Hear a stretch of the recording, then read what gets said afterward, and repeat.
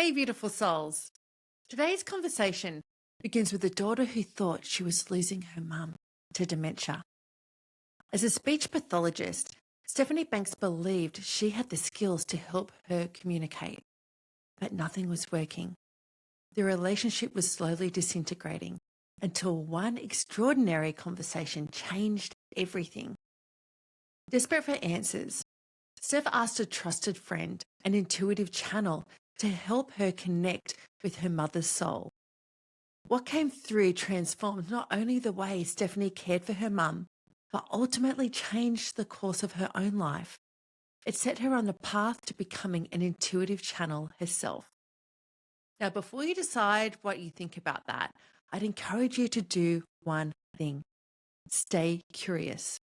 Whether you believe in channeling, spirit guides, or none of it at all, this conversation explores some fascinating questions about consciousness, love, grief, intuition, and what it really means to connect with another human being. Welcome to Hey Soul Sister, the podcast for women ready to embrace greater joy, freedom, and a soulful life. And if you enjoy this episode, please remember to subscribe, follow, like, and share. Hey, Stephanie, welcome to Hey Soul Sister. Thank you so much for having me, Mel. I'm excited for our conversation today. I am so excited. I am so curious and I love the soul conversations. I'm so curious about our soul. I've had a number of people on to talk about connecting with our soul and intuition, and the soul versus the ego. I love it. And all the listeners know I love to do the spiritual, spooky episodes as well. Yeah. I don't know if this is spooky, but I still love it. I don't think this will be spooky. Okay. And you're coming all the way from the States. Whereabouts are you in America right now? Yes, I am in Florida. Florida. That's right. We were talking earlier before we were on air. So, Steph, 7:00 at night there? That's Yes? right. Yes. And Getting ready I to literally wind just, down. yeah, I just rolled out of bed like an hour and a half ago. You're at the end That of the day. explains your fresh energy, Mel. I love it. I'm going to just draw on that, okay? That and I had a good coffee. That helps. Yeah. I've been so looking forward to you coming on Hey Soul Sister. Make sure I've got this right. You help people connect on a soul level. That's right. I help Yeah. people actually communicate with their soul or any soul on the planet or any soul on the other side. So, this is something that's available to all of us, and it is my jam to teach it and also to do it. Yes. I'm actually want to book in with you to have a session with you because I would love to do that. I'd love to connect with souls on the other side that I know, Yeah, like my it's granny. so much fun. Yeah. Beautiful. So you're an intuitive channel Mhm. and a Yeah. medium. Yeah, I mean, I call myself an intuitive channel because channeling for me is like the big umbrella over everything. And mediumship, a lot of people understand as connecting to those on the other side, which I do. But also, I connect to the souls that are here, souls that are in bodies, souls that are part of the planet, in the trees, in the animals, any soul, not only exclusive to humans. So I call it intuitive channeling, mostly for lack of a better word. Yeah. And I'm glad you made that distinction because I was almost a little bit like, what's the difference? Intuitive channel, medium, psychic medium is another word that gets used a lot as well. Yeah. Yeah, So, but you wouldn't yeah. say you're a psychic medium? No, I actually try to avoid anything using the word psychic, and that's mostly because of what mainstream media has done to the Yeah. word. But we're all psychic, and we're all intuitive and we're all channels. So what I do as a profession, but it's not unique to, to humans. All of us are capable. Channeling, in the way I define it, is just connecting to divine energy and wisdom. And I don't go outside myself to channel. That's something that's available within each of us. We are only just starting to scratch the surface about what we know of spirit and spiritual connection and communication and cosmic beings. And so it's how fun is it to be in the student role here and learning and open to it? I think it's tremendous. Steph, I love you said that. That's exactly where I'm at. Yes. Yeah, I love it. So, Steph, can we go back to the beginning of your journey? Because you weren't born as an intuitive channel. Some people would say, I was born and I knew I was psychic. I could see spirits or angels since I was really young. But for you, this is something that you developed later in life. That's right. That's Yeah. right. So I consider myself pretty typical in every way. Truly, even now with what people say is this gift that I have, but it's only a gift because I've chosen to hone it and study and learn and practice and put in the thousands of hours. So it came about because my mom had dementia that started in her early 50s or maybe even late 40s. So it was a form that affects younger people, and it really, really almost destroyed our relationship. Lucky for me, I was a speech pathologist. So I had a lot of clinical background and experience in working with people who had cognitive disorders, who had dementia, Alzheimer's, and I felt like I've got this in the bag. I can help my mom. I can communicate with her. We can figure out pathways that will work. But my mother was a terrible patient for me. She, she was not cooperative. She was not interested in my clinical skills or assistance. And so we were struggling. We were frustrated with one another. We were misunderstanding each other. I didn't know what to do. And at the time, I had a best friend who was a very gifted channeler. She could channel. This was my first exposure to it. So I'm literally in my 40s and seeing someone a dear friend of mine who I trusted, who could channel souls that were here on the planet. And I asked her, "Can you please channel my mom for me? I don't know what I'm supposed to do. Like, what is this relationship supposed to be about now? It seems to be falling apart. I'm not doing anything right. We're frustrated." And so my best friend sat and channeled my mom. I got to ask questions of my mom's soul. I asked her, "What do you need from me? What is our soul agreement together?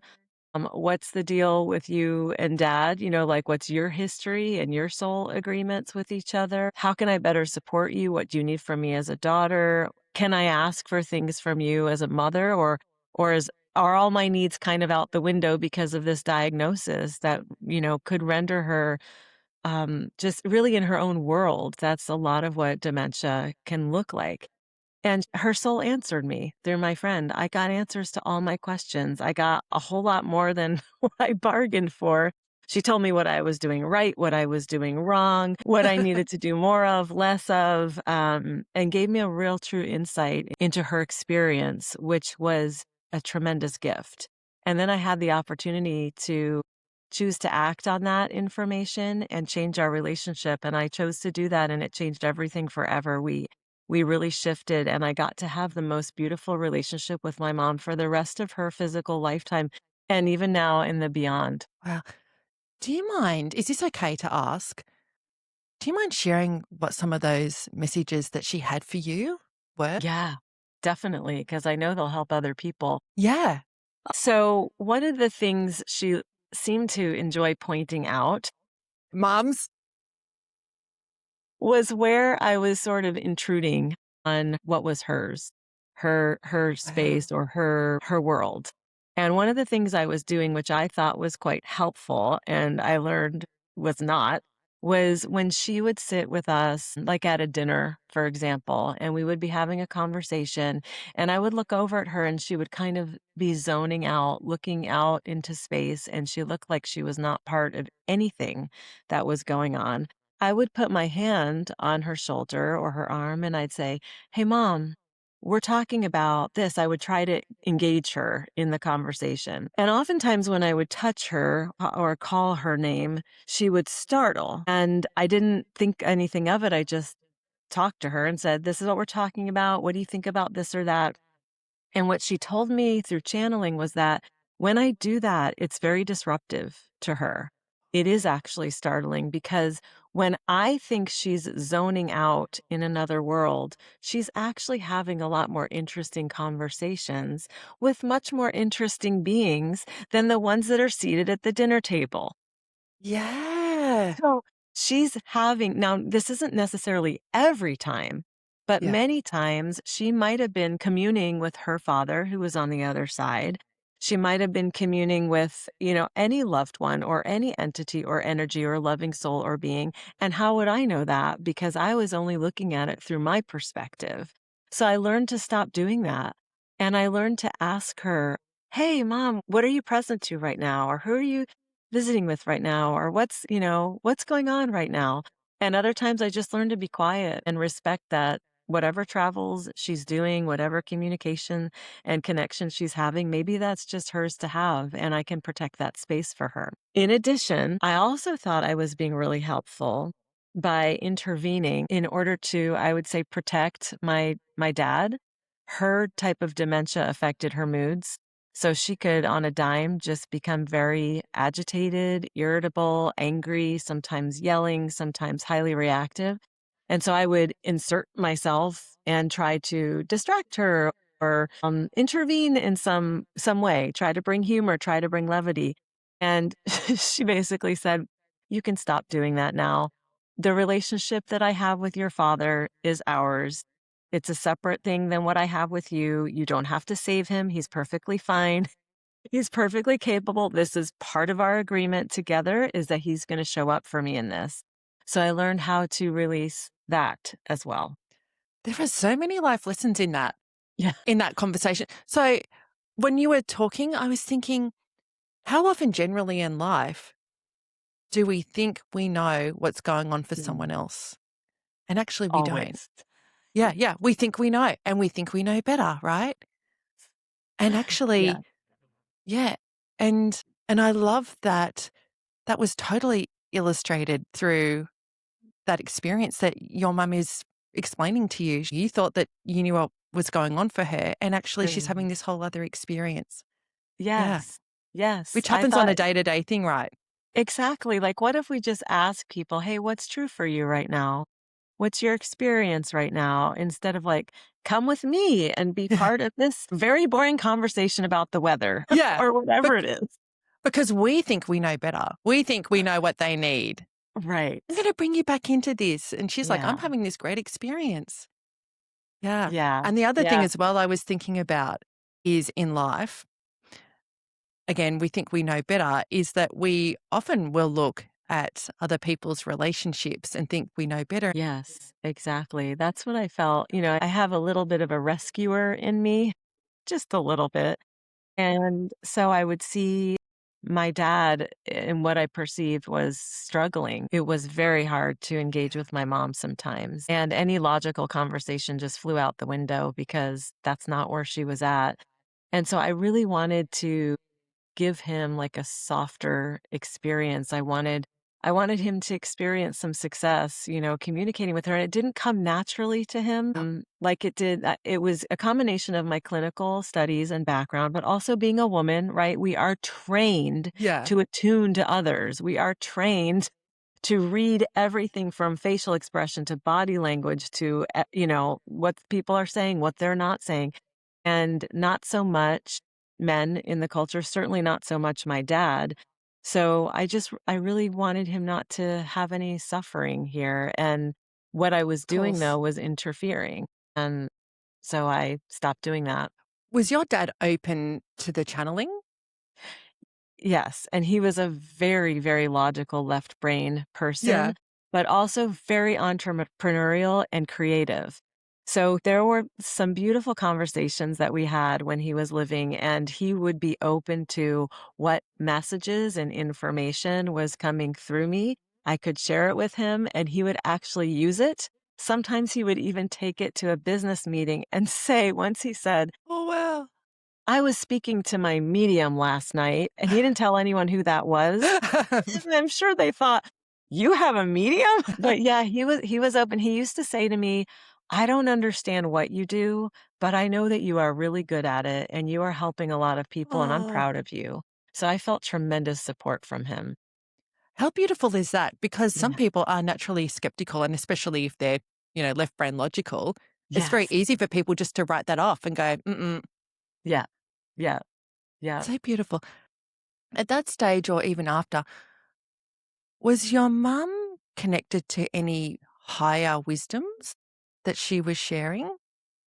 So every time I channeled her soul through my friend, it was always higher wisdom, right? The soul wants to Yeah. come through and share with us from that higher place because we're not meant to work so hard. This isn't meant to be like such treachery trying to communicate with and connect with each other.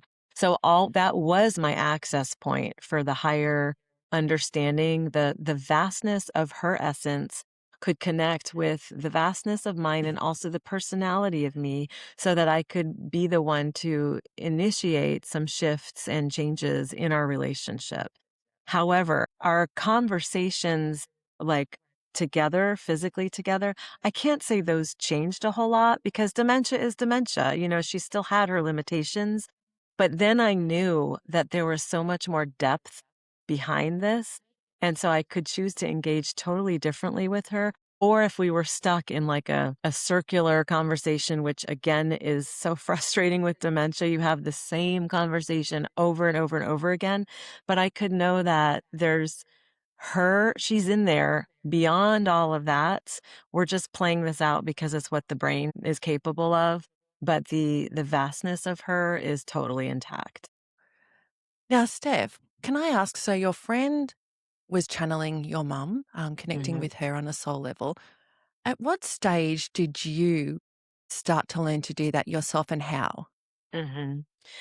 So my friend and I would create circles of women where my friend's name was Jen. She's on the other side. She supports me a lot from the other side. And she would do the channeling as we would gather these groups. And I realized that as she was channeling, I was starting to hear messages as well. However, my mind said, I'll call it the ego part of my mind said, you're just making that up. You're not that good. That's not real. That just is you wanting this to be also something you can do because you admire it in Jen so much. So Wow. for yeah.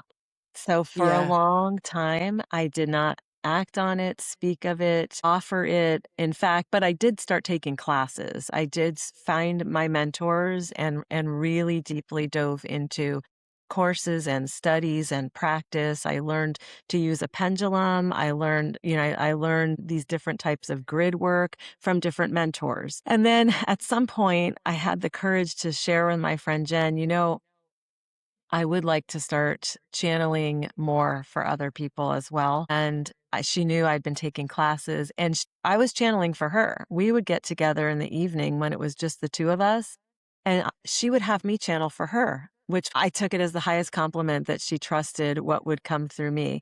And she was so encouraging. And she said, go ahead. Let's start sharing these groups. You start, you do half the women there. And because these were groups, so circles of women and Yeah. I'll do the other half. She believed in my ability to do it, and that's what really helped me to move forward and start to trust myself as well. And how beautiful is that? That actually shows that she has a really beautiful soul there as well. She didn't get competitive. She didn't go, No, I own this. I don't want you to be no. a part of that. She was really open and loving and bringing you in. How beautiful. It's totally beautiful, and I see now like how crucial that is and was to the way I look at this because here's the truth. I don't want to be one of a few channelers. I want everybody on the planet channeling because that is the most beautiful world that my heart knows is possible. And I know that if people were trusting their soul, their intuition, their higher self, their angels, whatever it is they connect with, we would not be in the situation we're in Yeah, right yeah. now with violence and degradation of our beautiful planet and things of this nature. We would be operating from love and harmony, peace and compassion. Yeah. Do you know what? I love that. And I had a guest on Hey Soul Sista recently in the last month, Shezi Denya. So Mhm. Shezi, when she was a young girl, could see spirits and communicate with spirits. And that was really suppressed in her when she went to a Catholic primary school with the Yeah. nuns. 'Cause they see that's kind of evil and different. And that was really suppressed in her.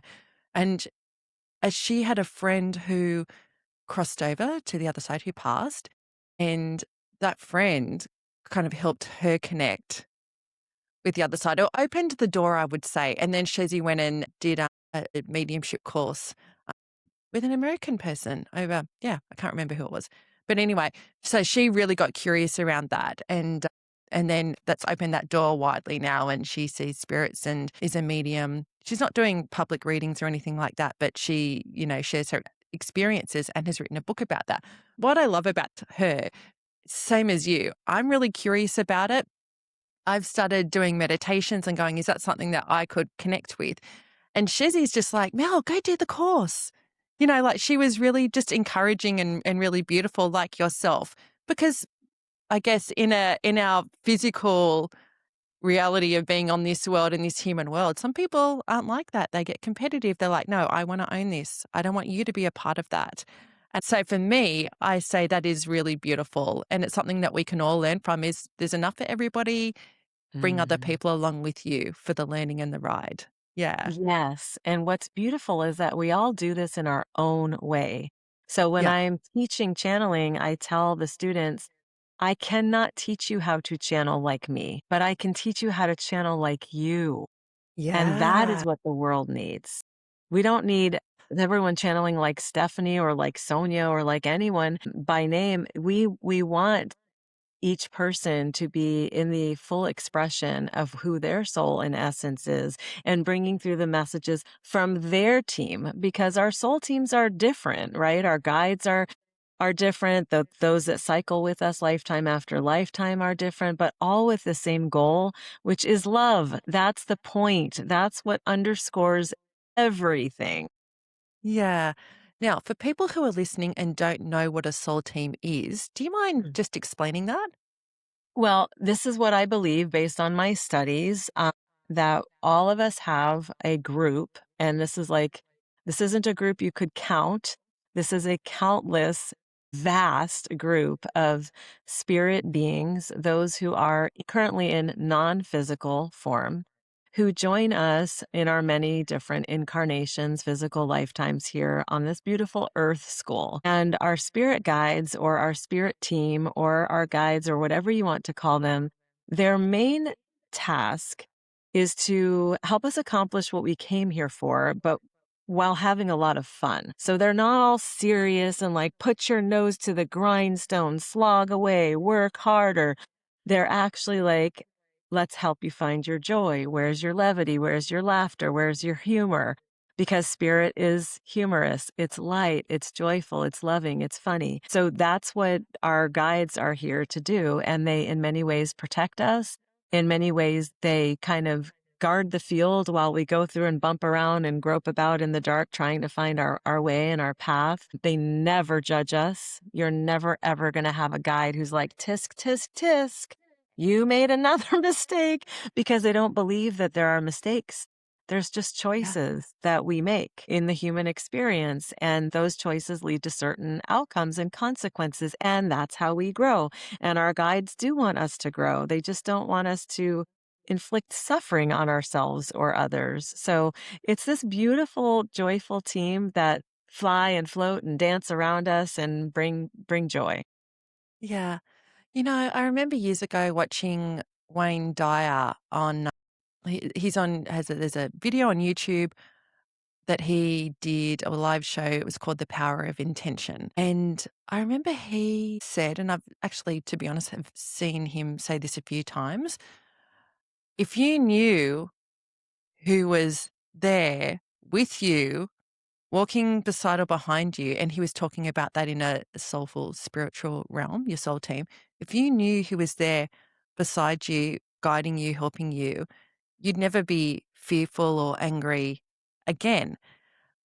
But my question is, if that's the case, why do we keep, you know, uh, feeling fearful and angry and all of that, all the negative stuff when there is that available? Why do you think that is? Yeah, because I think we agree when we incarnate, when we take birth in a lifetime, we agree to forget. So then the Yeah. whole lifetime is about hopefully remembering bit by bit, piece by piece, step by step. Not everybody, by the way, is here in service to a spiritual awakening. I'm sure you and I could identify quite a list of those who clearly are Yeah, not. totally. But that's okay because we've been there too, right? This just Yeah. happens to be a time when we are. You and I Yeah. are committed to our own awakening and to deeper listening and to understanding in a more profound way. But we do inflict our own, suffering. Oh, of course, we are gonna have pain in any lifetime, like, I don't know anyone who can avoid that, but I do think that the notion of suffering isn't it doesn't have to be a given.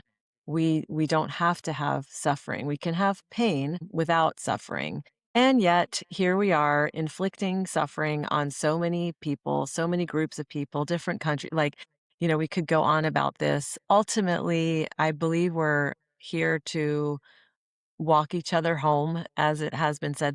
Those are not my words, not my quote, but to join back up and really find the common ground and the common place and be loving, accepting, approving of each of us, recognizing that we are in different places in our journeys, but we do have very similar goals to be in connection and conversation and find the love. Yeah, beautiful. Now, you said something earlier, which I wrote down because I wanted to come back to it. So, you were talking about when you were learning to channel, and this caught my hearing because it's something that I struggle with when I am meditating or if I'm, trying to connect in with something higher. And that is our ego minds getting in the Yeah. way. So, just quickly, what happens for me is that I might be, okay, I'm going to meditate now. And I just recently did a meditation course. I'm such a student, by the way, so I very much on the student journey. Um, but, yeah, so I will be meditating, and I've had a few moments where I'll be like my ego mind goes, "What was that? Was that something?" But so I was I think that was something. I think that was a message. Was that a message? You know what I mean? And so, the next minute, gone, gone. Yes. I mean, that's universal. I think Yeah. if anyone tells you that doesn't happen to them, they're not telling the entire truth because this is the point of meditation.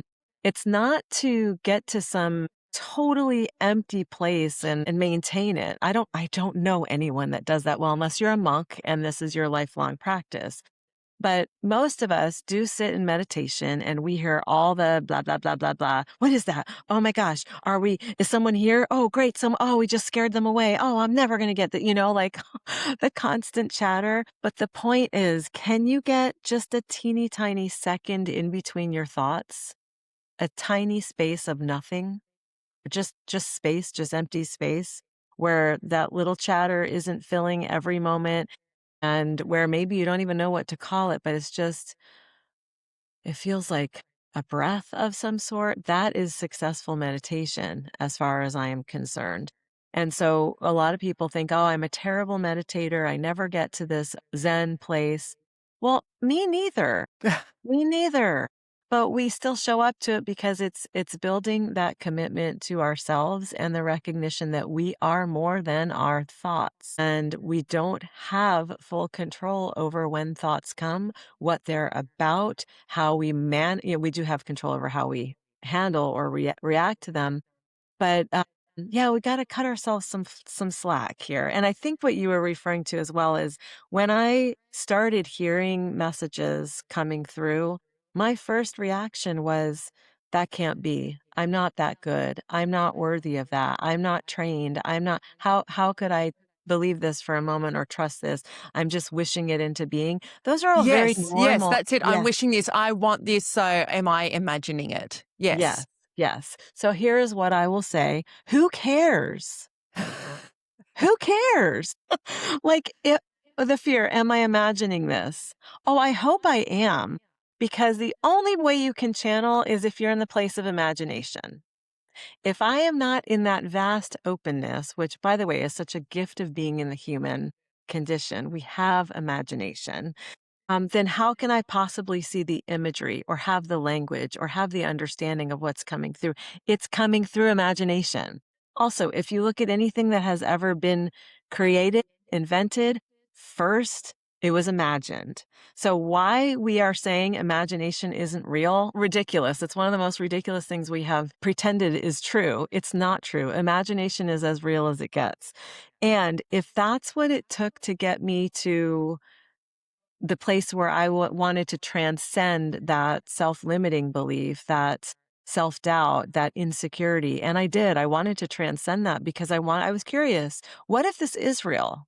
Maybe it's Yeah. not. Maybe I can't do this. Maybe I'm never gonna do this, but what if it's like, I'm gonna find out. I'm gonna go a little deeper. I'm gonna learn a little more. I'm gonna get another mentor. I'm gonna get another book. And that's I think how we do it. If you're curious, keep going. Keep following the trail. Keep following the trail. Yeah. Yeah. Yeah.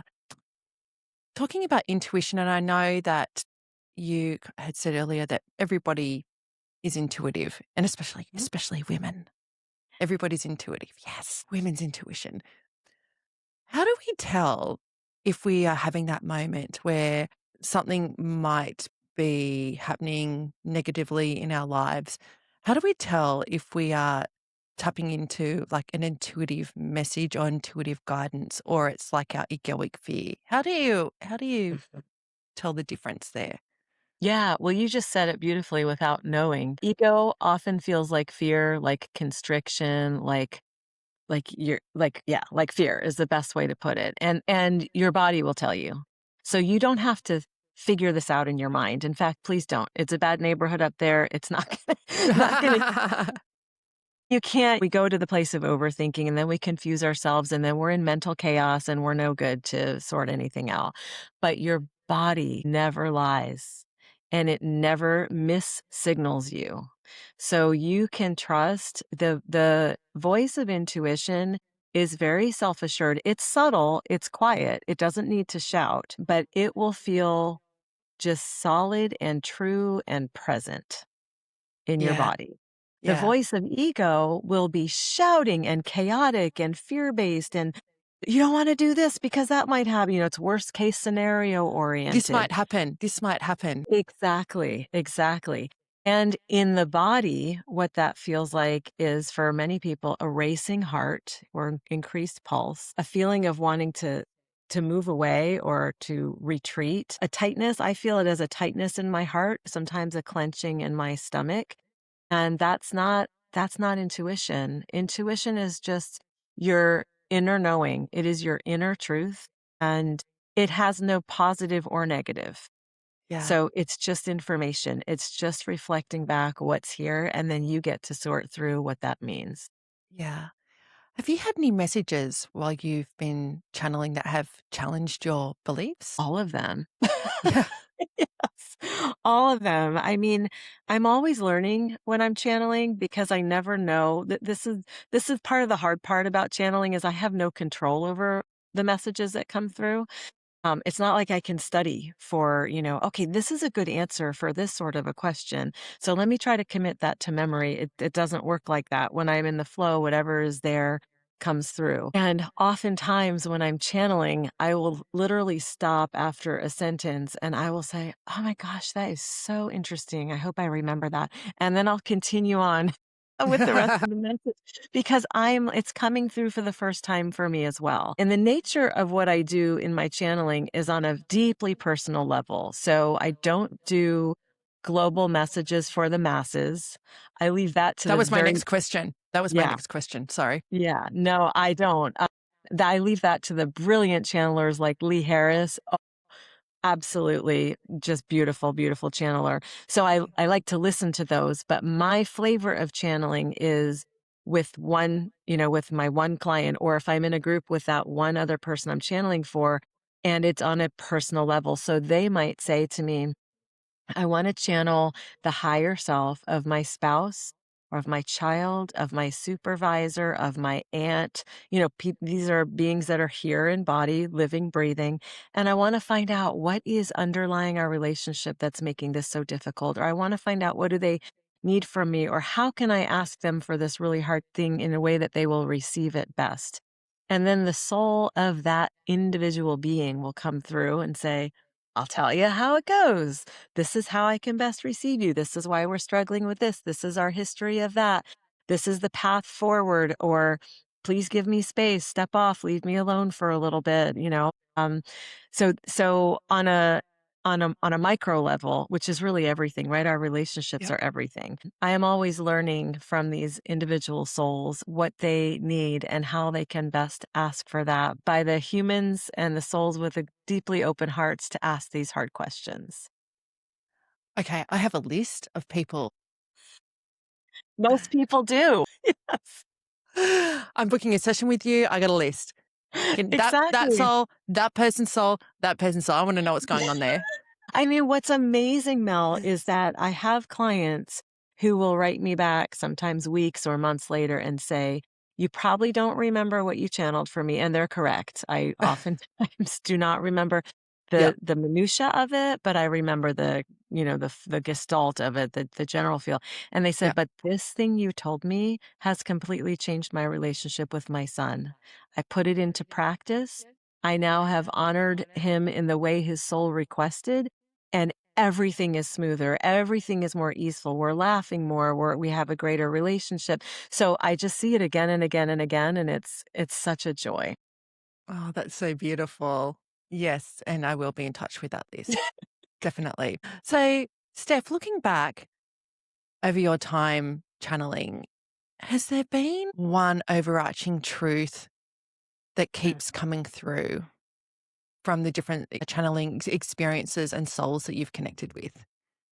Yeah, I really think that what spirit in general wants us to do, whether on a macro or a micro level, is to find what brings us joy and meaning and Yeah. love ultimately, and pursue that.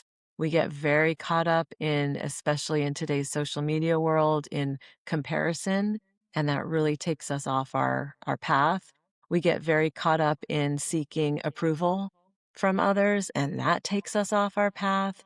We get caught up in all this nonsense that really doesn't matter, and then we end up, I don't want to say we squander time, but I kind of think we do sometimes. We waste this precious time, this precious life on what doesn't matter instead of pursuing the thing that can bring us and the planet as much love and joy as possible. And that's what the planet, that's what Gaia needs from us. She needs her human children to be in their joy, in their love, because that's how we can be in service to the collective well-being. And that's not just us, that's all beings for all time. I love that so much. And I hope that that resonates with all the people listening because I know personally how hard that can feel at times because we do get really caught up with Yeah. what's going on in our human physical world around us. And, I would hand up, say, over the last 10 years, 10 years ago, I started a charity for women it's called Got Your Back, Sister. It helps women who have suffered domestic and family violence. And yes, it's our 10-year anniversary this year. And it's Wow. been such an interesting journey for me personally, wanting to do good in the world, trying to help people, but then along the way, really struggling at times with the egoic part of that, the identity part of that. That has been really difficult. And I've talked about this before. I recognized that about 2 years ago and then started untangling that whole identity attachment to Got Your Back, Sister. I'm, still involved, chairing the board, not managing the day to day anymore. But that made the journey harder was the Mhm. egoic attachment to Got Your Back, Sister, the Yeah, identity attachment and to that. yeah. Yes, Yeah. and it sounds like you used it as information to shift maybe your title, your responsibility, your participation in it. Yes. And I think that's sometimes why things get really hard is Yeah. because we're not supposed to work in the same way anymore, right? Yes. Like maybe we're meant to delegate some more. Maybe we're meant to Yeah. take a step back and get a wider angle view of what is happening and what we want to contribute or not to it.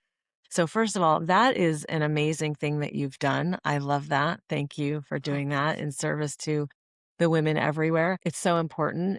And so too is recognizing that just because you had a certain role when you started it doesn't mean you have to maintain that exact role the whole way through.